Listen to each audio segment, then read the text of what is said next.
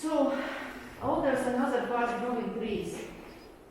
In Latvia we have a lot of alders, and not so much research were related to alders in all countries. So, that's not first time when we started to do something with alders. As that's already mentioned, we had a state research program about alders, and it were at 2007 to 2009. There is book where is final reports of research results during that time. So that's 10 years ago. As one of the results of this program were a book by this grey alder in Latvia. So, but that's only in Latvia, and there's even not any English in figures and tables. And the last one was not grey alder, but black alder is mentioned, is a book about plantation forests who were established in agriculture land. And that is the result of 15-year research and collaboration between scientists and private forest owners. And also in our last project related to fast-growing trees, which were SRC+, we included one chapter about grey alder, which is especially for Latvian editions. That's not an English edition, it's just in Latvian edition. That is what is done till that time. And just some things. Today I am going to tell not so much about grey alder, but mostly about hybrid between both. So there is morphology of hybrids, which appearing when Alders incana and Lucinosa making crosses. It could be done by scientists, targeted breeding, and sometimes it happens naturally. And also sometimes our specialists in forest management, they found in forest some trees which doesn't look like Alders incana or like Alders Lucinosa, but it's something strange. And usually they are more productive and more branchy as grey alder and also as black alder. So there's mentioned years when we did some research work in hybrid alders. So first research of alder hybridization in Latvia were at 60s. At that time, Zintas Pīrāgs did his PhD work, which were about hybridization of alders and about growth curves of alders. And in his work, he described three varieties of Alders incana and Alders Lucinosa hybrids, which are Alders hybrida variety Westens, Alders hybrida variety intermedia, and Alders hybrida variety submeniana. What difference are in mostly in the shape of leaves in morphology and in number of stem shoots, as well in number of lenticels on stem and on bark. At that time, for them, were not available genetical methods, so they could not compare it like we could do it nowadays. And also they found that all hybrid alder leaves have yellow color at the lower part. So that was described as things how to recognize them. They also found very important numbers how much hybrids of alders in Crete are more productive as parent trees, and they are much more productive as incana, and also more productive as Alders Lucinosa. They start to, their best growths are in the middle age, so it's in 15 to 25, and inspiring to these results, our scientists, they decided to go back to those crosses and to find some best ones in Latvia and to measure them again, to recognize and start to propagate them for production of wood and timber. When we did the same measurements in stands almost at the same age, we did not found so big difference as in 60s.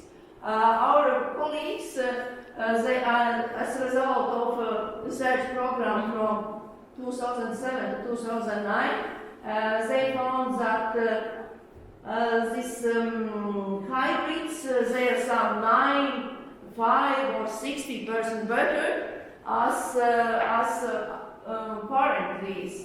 And also they found that as more are alleles of great alder, as more productive is this process.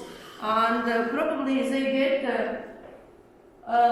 such trees which are not first generation of hybrids but second one, because they have just several which have this number of alleles which is characteristic to both species, 50 to 50. Mostly it were something between 30 to 17 in both combinations.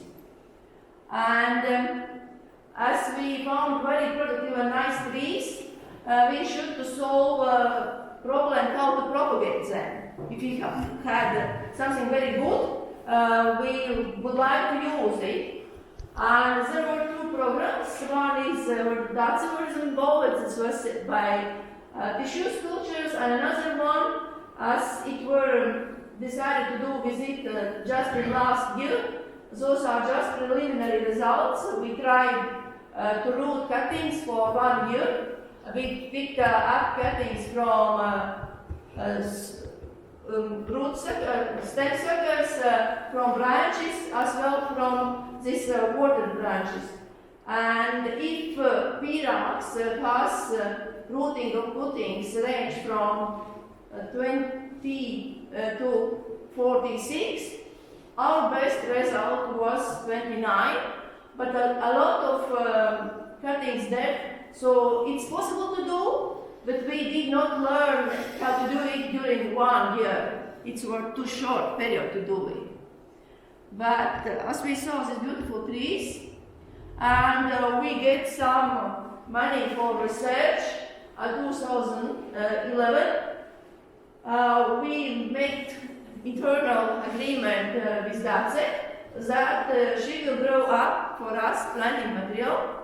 So we used hybrid alders from trees, from 3 more promising trees, which were propagated by tissue cultures. They were then grown up here in Kalsnava Research Nursery. Finally, at 2012, we got seedlings like this, very short ones, because there were some problems with growing. But as we planted them in small squares where all vegetation were removed and we did mulching, they grew very well, and rate of survival also was very well. Before that, part of field were measured, were fertilized by wastewater sludge and also by wood ash in 4 replicates. As well, farmers with whom we cooperate, Institute of Agriculture, they learned at us that it's better to sow some low grass as to harvest all the time weeds before we will have seedlings grown up. So that field we will visit tomorrow as our last stop, and you will see how they are growing up during these years. And somebody in Latvia says that in Latvia the foresters are just deserts. So I would like to say that it's opposite, that we had something like desert, and nowadays we have a nice young forest here. Experimental plantation, this is the first results, and during my presentation you will have a pretty to learn 2 words in Latvian, because I apologize that I had lack of time to translate everything. So pelni, that's wood ash, and duņa, that's sledge. And control, it's easy to understand, it's international. So our alders, they like the wastewater sludge, but they dislike wood ash. The same we recognize that with grey alder and with black alder, both all alders, they don't like that we use wood ash. Maybe because wood ash suppress a little bit to occurrence and to development of migraines. That's how we think why. But that what we recognize at that preliminary status. And we also use it to plant grey alder. Seeds of grey alder were picked up from phenotypic Alnus incana.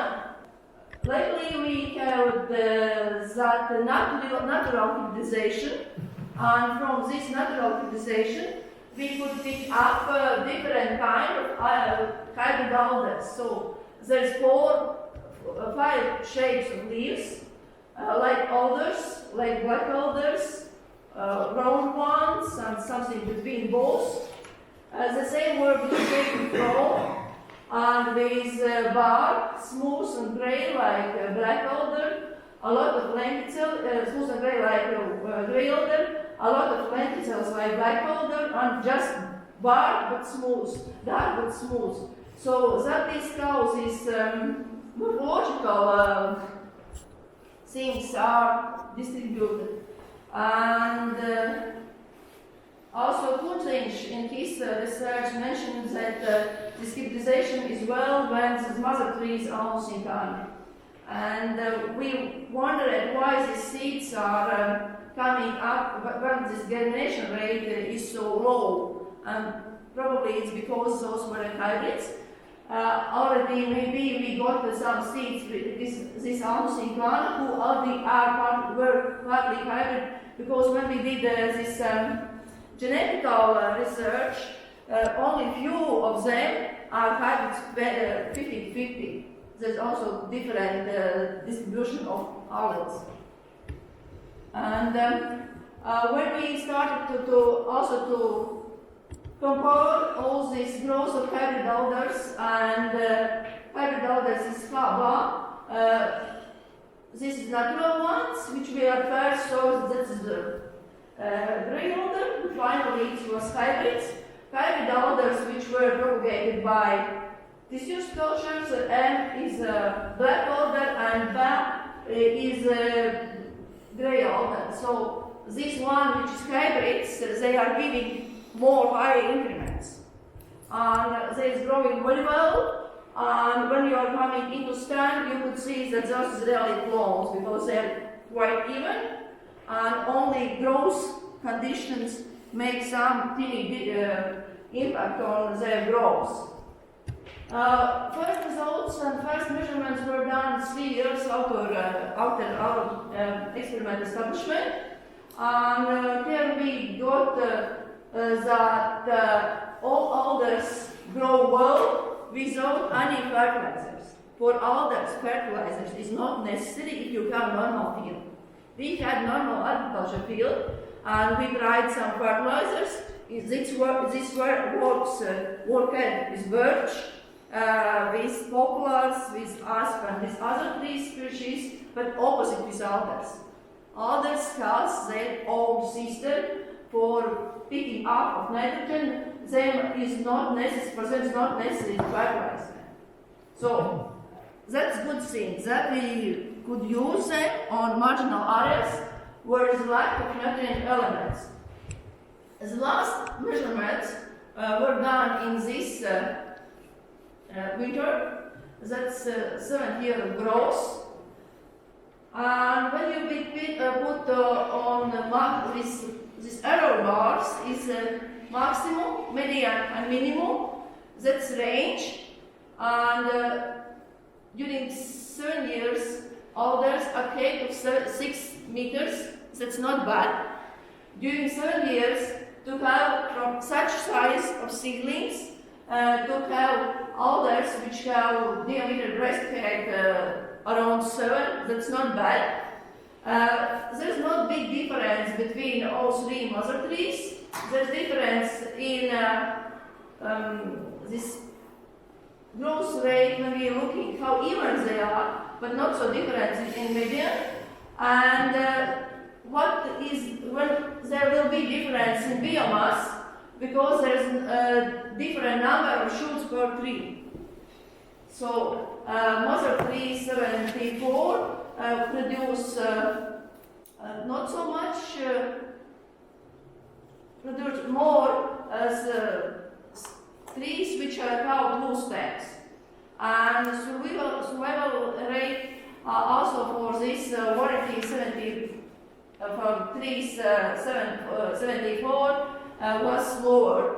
That is not related with place where it's planted, because planted scheme is that 2 rows of one tree, 2 rows of second tree, and 2 rows of third tree. So that's not so big impact from side where we planted it, but it's probably some genetic factors.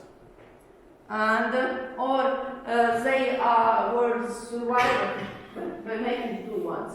And then on this slide, I just put it both 2 rows, how distributed different height of shoots or stems, and how distributed the diameter of raised height. So they correlates not so much. Sometimes trees are not so long, but very with big diameters, and sometimes they have both very high and big diameters. So there is some material where to come and to pick up the best ones. And what is challenges for us? One challenge is development of vegetative propagation technology, seedling production, because tissue cultures, it works well, but that's expensive. And we need some method which is cheaper. And that's probably is the vegetative propagation by cuttings, but we should find how. And another challenge is selection of best ones from our natural hybrids, because some of them looks very promising, and if they are good with vegetative propagation, so we should start to think about some production, and finally we need to get funding to do it. And about that we will discuss tomorrow morning what we could do together to uncover which ideas could work to get funding for future research and for better cooperation. So thank you for your attention. Please, questions? Yeah. Do you mean that hybrids are very common out in the forest? Yes, they are. They are, because they just, in taxation, they are just like black alder or grey alder, to whom they looks more likely. So that is, but they are. And they will be more and more, because that's more often that we have spring, very fast springs. Yeah. And then both the species are flowering at the same time. So the reason that it has not been so before is that the cold springs and the flowering has been separated. Yeah. Which is not now. Yeah. Yeah. And then there was a small comment that if you have this tissue culture lab and if this machine is working, it's not very expensive. It's not cheap thing, but in breeding, I think it's a very good thing. Yeah, it's very good and very, very helpful and productive for science, but when you should produce seedlings for industry, that's probably price will be same as for hybrid aspen. It's a matter of counting.